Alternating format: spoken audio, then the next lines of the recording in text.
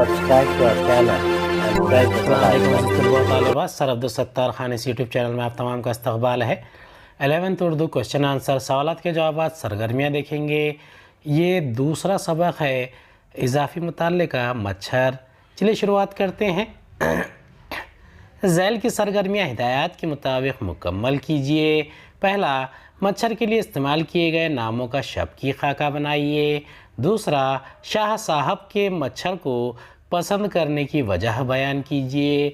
तीसरा, मच्छर ने अपनी तारीफ़ में जो जुमले कहे हैं इन्हें तरतीब से लिखिए। चौथा, मच्छर के आगे इंसान की बेबसी की कैफियत कलमबंद कीजिए। पाँचवा, मच्छर की ज़बानी बयान किए गए कारनामे तहरीर कीजिए। पहले का जवाब है मच्छर के लिए इस्तेमाल किए गए नामों का शब्द की खाका। परिंदा जनरल, भुंगा भुतना। दूसरा है शाह साहब के मच्छर को पसंद करने की वजह बयान कीजिए। इसका जवाब है शाह साहब कहते हैं कि आदमी दिन भर कामों में मगन रहता है और मच्छर खिलवत खानों में रहता है और रात को जो खुदा की याद का वक्त होता है बाहर निकलता है और तमाम शब तस्बीह और तक़दीस करता है, खुदा की हम्दो सना बयान करता है।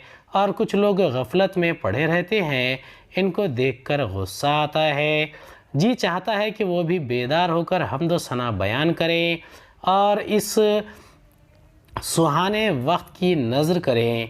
मच्छर तो आकर पहले कान में कहता है उठो मियाँ उठो, अगर उठ गए तो खुदा की तारीफ़ बयान करने का वक्त मिल जाता है और नहीं उठे तो डंक मारकर बेदार करने की कोशिश करता है। इसलिए शाह साहब को मच्छर पसंद है। तीसरे का जवाब है मच्छर ने अपनी तारीफ़ में जो जुमले कहे हैं इन्हें तरतीब से लिखिए। मच्छर आदमी से कहता है कि जनाब हिम्मत है तो मुकाबला कीजिए, ज़ात पात ना देखिए, मैं काला सही, बदरौनक सही और कमीना सही, मगर देखिए तो किस दिलेरी से मैं आपका मुकाबला कर सकता हूँ और मैं किस कदर आपकी नाक में दम करता हूँ। चौथा है मच्छर के आगे इंसान की बेबसी की कैफियत कलमबंद कीजिए। इसका जवाब है मच्छर देखने में तो एक छोटा परिंदा है मगर इंसान इसके आगे बेबस है। इंसान अपने आप को बड़ा समझता है मगर सोता है तो मच्छर सोते में सताता है, बेखबरी में आता है और खून चूस लेता है। ये तो सरासर नाइंसाफ़ी है। वो डंक मारता है तो इंसान बेबस हो जाता है, वो सोते में खुजाकर सो जाता है क्योंकि इंसान को तो नींद प्यारी है। इंसान तरह तरह के मसाले तैयार करता है, फिर भी इसके बावजूद मच्छर इंसानों पर हमला कर देता है और इंसान बेबस होकर रह जाता है।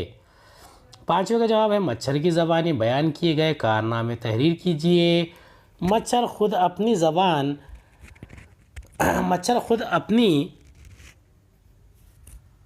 ज़बानी बयान करता है और कहता है कि ऐ इंसानों तुम्हें ख़बर भी नहीं होगी मेरे कारनामों की। मैंने इस पर्दे दुनिया पर क्या क्या जौहर दिखाए हैं। तुम अपने भाई नमरूद का क़िस्सा भूल रहे हो जो कि खुदाई का दावा करता था। नमरूद जो अपने सामने वाले को हक़ीर समझता था, मैंने किस तरह इसका गुरूर तोड़ा। नमरूद पर गालिब आने वाला कौन है? किस तरह इसकी खुदाई खाक में मिली? कोई दूसरा नहीं है बल्कि मेरे ही एक मच्छर भाई ने इसकी सरकशी का ख़ात्मा किया था। झैल की सरगर्मियाँ हिदायत के मुताबिक मुकम्मल कीजिए। पहला, मच्छर के बारे में इंसान के ख़यालात को अपने जुमलों में तहरीर कीजिए। दूसरा, मच्छर की खरी खरी बातों को लिखिए। तीसरा, उठो मियाँ उठो, जागो, जागने का वक्त है, सोने का और हमेशा सोने का वक्त अभी नहीं आया, जब आएगा तो बेफिक्र होकर सोना, अब तो होशियार रहने और कुछ काम करने का मौका है। इस बयान की वजाहत कीजिए। पहले का जवाब है मच्छर के बारे में इंसान के ख़यालात को अपने जुमलों में तहरीर कीजिए। इंसान कहता है कि मच्छर बड़ा कमज़ात है, कूड़े करकट मैल कुचैल में पैदा होता है और मच्छर की बुज़दिली तो देखो, इस वक्त हमला करता है जब इंसान ख्वाब खरगोश में मस्त होते हैं, सोते पर वार करता है, اچانک حملہ کرنا مردانگی نہیں ہے، بے انتہا درجے کی کمینگی ہے۔ شکل و صورت میں تو کالا بھتنا ہے، لمبے لمبے پاؤں، بے ڈول چہرہ، اور اپنے ان لمبے لمبے پاؤں کے ذریعے ہی انسانوں کا خون چوس لیتا ہے۔ دوسرا ہے مچھر کی کھری کھری باتوں کو لکھیے۔ اس کا جواب ہے مچھر انسانوں سے کہتا ہے کہ تم دیکھنے میں اتنے بھاری بھرکم ہو، جناب ہمت ہے تو مقابلہ کیجئے، ذات و صفات نہ دیکھیے، کسی ذات سے تعلق رکھتا ہوں نہ رنگ دیکھیے کہ میں دیکھنے میں تو کالا ضرور ہوں، بے رونق سہی اور کمینہ بھی کہہ لیجئے، مگر میں کس دلیری سے آپ کا مقابلہ کرتا ہوں اور کس طرح انسانوں کی ناک میں دم کر دیتا ہوں۔ لوگ مجھ پر الزام دیتے ہیں مگر میں اعلان کر کے آتا ہوں، کانوں میں بھن بھناتا ہوں کہ ہوشیار ہو جاؤ، اب حملہ ہوگا، تم خود ہی غافل ہو، میرا کیا قصور ہے۔